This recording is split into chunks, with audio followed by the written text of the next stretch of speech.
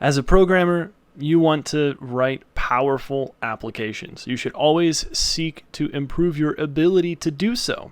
And you may or may not be aware of this, but it's not all up to you. The kernel, or the Linux kernel, for example, but operating systems just in general, they offer something called system calls, which offer you more power for your applications. And as a matter of fact, all of our TCP IP code we've done so far have just been system calls. They're so easy to write these types of applications because the kernel's doing it for you.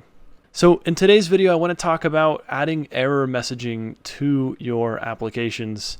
And as you can imagine, without error messages, it can leave some people wondering why things went wrong and why the program didn't work. Simply printing out a simple error message can prevent a lot of frustration.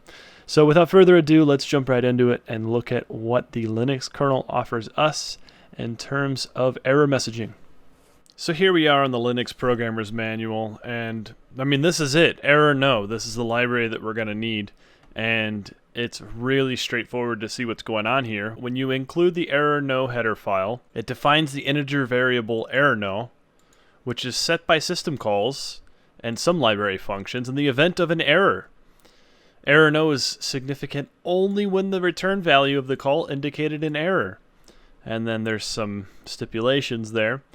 And the only other thing we need to know is error numbers correspond to symbolic names, which vary across Unix systems, yada yada, therefore, blah blah blah. You should use these functions to convert the names into the corresponding textual error messages. So I like str error, and we'll see that in the code in a minute here.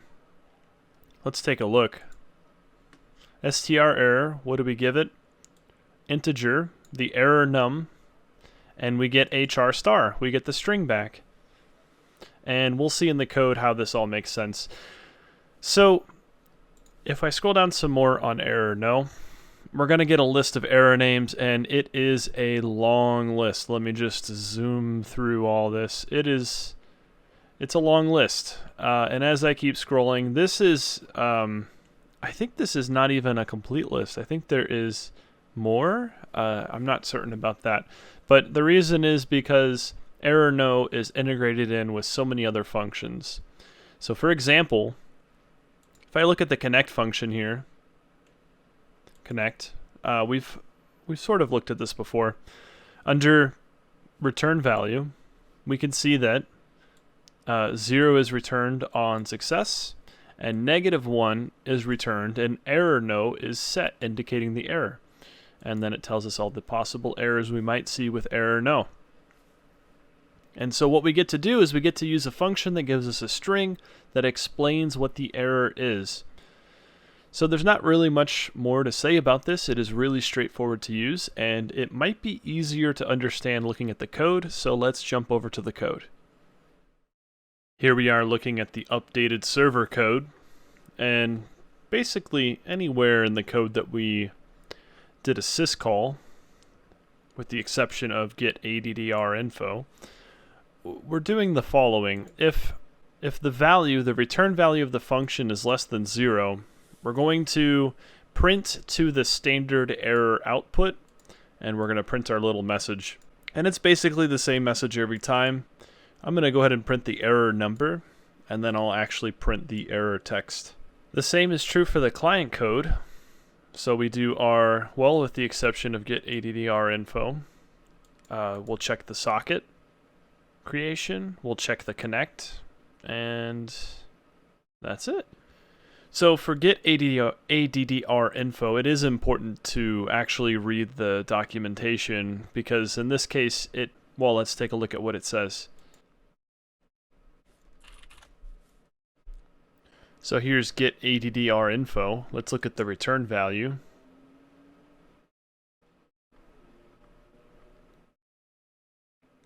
And we see in the documentation that you should use GAI-str error function to translate these error codes into human readable string, rather than using the standard one that uses error no. So that's really going to be it for the code. Very small change. The code is available on GitHub for download. If you want to just get after the code, go ahead and check that out. Link is in the description. Let's take a look at some examples. In this first example, let's take a look at what happens if we try to start a second server, which is going to be using the same port that we saw for the first server. Let's take a look. We get the error message bind failed, error number 98, address already in use. And that makes sense because we are currently running the server over here. Let's take a look at another example. Here I am in the server code, and let's say for whatever reason, maybe you're doing some multi-threaded application or some sort of race condition happens, and during your program's execution, you try to make a second socket. So I'm going to copy this code, and you try to bind it a second time. I'll save that. So we're making a socket and binding, and then we make a socket and bind again. Let's see what happens when we do this. We get the given address is already in use, address already in use. Well, let's try something else. So here we are in the server code. I've restored the changes back to the correct code. I no longer have the double bind, double socket code. Let's try something on this accept function call. I know our socket file descriptor is going to be given to us by the operating system, but let's try just giving it a file descriptor that we definitely don't have. So file descriptors are assigned by the kernel to us, and they're assigned to us in sequential order, starting from the lowest unused integer value.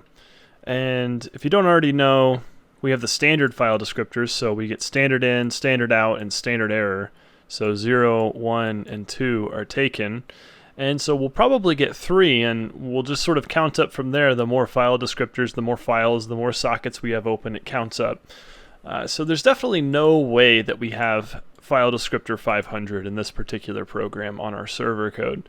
So let's see what error we get when accept fails trying to work with file descriptor 500. Let's take a look. So we get the following message: accept failed, bad file descriptor. And this is pretty helpful. Maybe you have microservice architecture, you have multiple programs interfacing with each other. Maybe you're doing some complicated project where you're passing around a file descriptor. Having this sort of error message just told to you automatically, and with no code written on your part other than just simply, using the str error function. This obviously provides a lot of value to the programs you might be making, especially when you're asking the operating system to provide you service.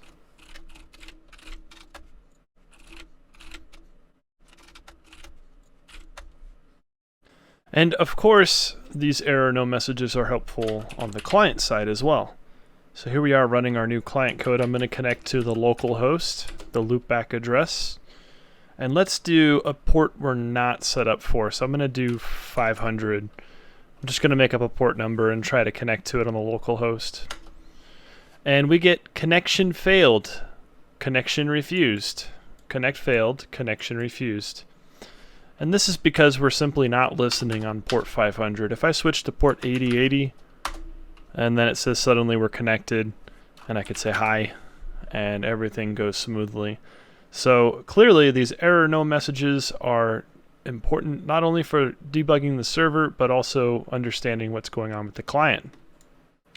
Okay, let's go ahead and wrap things up here.